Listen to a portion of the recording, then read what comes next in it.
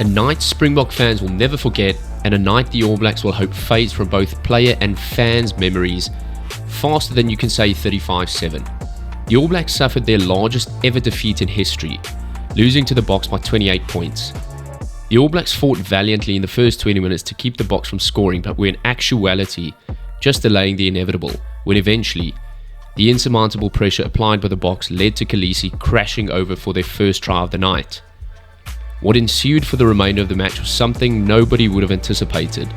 A night of pure and outright dominance by the Boks in every facet of the game. So how did the Boks beat the All Blacks so comprehensively? Let's take a closer look at how they managed to accomplish this. Setting the tone. Right from the outset, the Boks looked like a different animal to contend with. Dwayne Vermeulen's first touch of the ball meant business as he went flying into the opposition in classic Thor fashion, shattering some bones in the process. This intensity fueled the Boks in those first 20 minutes as the All Blacks were consistently put under pressure on their own line with the relentless carries from the heavy men in green, conceding 3 penalties during the onslaught. Line-out variation. The All Blacks were caught napping and conceded 2 tries thanks to some line-out variation from the Boks. The usual catch and bruising maul option by the Boks was abandoned on several occasions, leading to 14 points in the process. Most teams expect a catch and driving maul from the Boks, and the All Black formation at the lineouts led you to believe they thought the same, and on both scoring occasions, the All Blacks just looked to be caught out. Scrum dominance. In contrast to the last Springbok and All Blacks meeting at Mount Smart Stadium, where the All Blacks seemed to have the upper hand at scrum time, Spicy Plum, Brandy and Coke Malherbe, and Mr. Fantastic himself, Malcolm Marx, seemed to be consistently folding the All Blacks front row like a worn-out deck chair.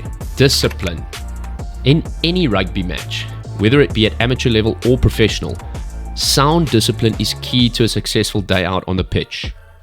The All Blacks just got this horribly wrong from the first whistle and conceded a staggering 21 penalties, a quite remarkable 15 in the first half, and would you believe it, 5 in the first 4 minutes alone. What the actual?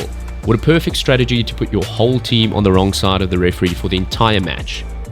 In contrast, thanks to the cool, calm and collected demeanour of Captain Siya Khaleesi, the Boks seemed to manage the referee Matthew Carley rather well. It did also help that the Boks managed to keep the penalty count way down in relation to the All Blacks and only conceded 1 yellow card, in contrast to the All Blacks' 2 yellow cards and a red card.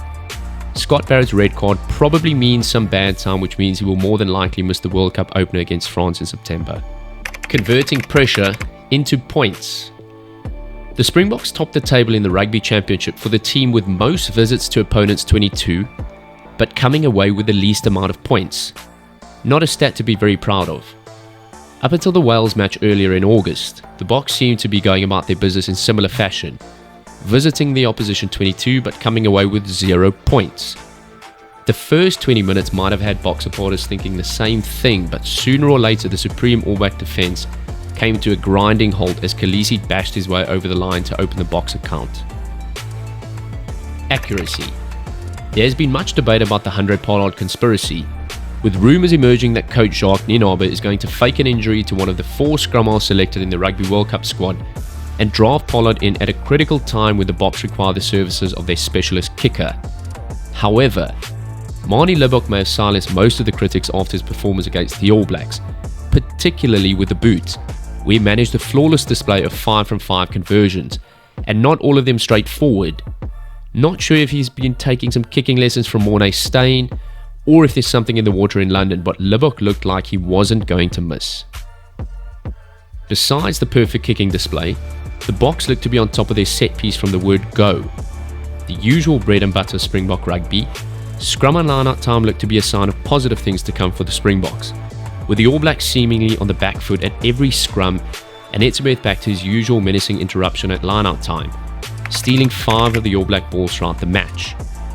The Boks also put in an impressive amount of tackles, nearly double the amount the All Blacks did, and although they missed a higher percentage of their tackles when compared to the All Blacks, the number of dominant tackles from the Boks were far higher than the All Blacks, with the impressive line speed from the Boks also leading to enormous pressure on the All Blacks, as well as that Kurtley Arendse try in the 33rd minute. Managing to break up, and Arendse with the interception. No one will catch him. Combinations. The Springbok team selected for the clash against the All Blacks contained a number of well-known combinations. The front three were no surprise.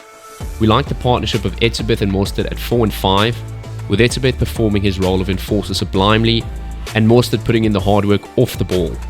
Vermeulen looks like he's 21 again all of a sudden, carrying the ball like a man possessed, and having Khaleesi on the field just makes an enormous difference to the way the Springboks manage the game and the referee. But the combination everyone was talking about pre-game was the centre pairing of Moody and Esterhuizen. Moody is no stranger to 13, and although predominantly selected by the Bulls in the box at 14, he has played 13 at school level as well as at the Bulls. The bruising power of the Agent of Chaos, combined with the finesse and pace of Moody, provided an entertaining spectacle. Richie Mwanga must have been wishing he could be teleported to anywhere else in the world when Esterhuizen came steaming towards him. But hats off to Mwanga for hanging on. We honestly thought Mwanga was going to spontaneously combust with that collision. Could this now tested combination be something the Boks take with them into the World Cup? All veterans Kriel and Dealendi be called upon for the tighter games? Time will tell. One thing to point out is that Moody was found wanting on several occasions defensively at 13. But this may be as a result of him acclimatizing to the defensive setup at 13, something the Boks can work on in the lead up to the World Cup. The All Blacks will be kicking themselves for their ill discipline throughout the match, which was probably one of the largest contributing factors to their loss, but that shouldn't take away from the fact that the Boks made history with an overwhelming and convincing performance over their arch rivals. Let us know your thoughts on the match in the comment section. Thanks for watching, and until next time, take care of yourselves and happy rugby.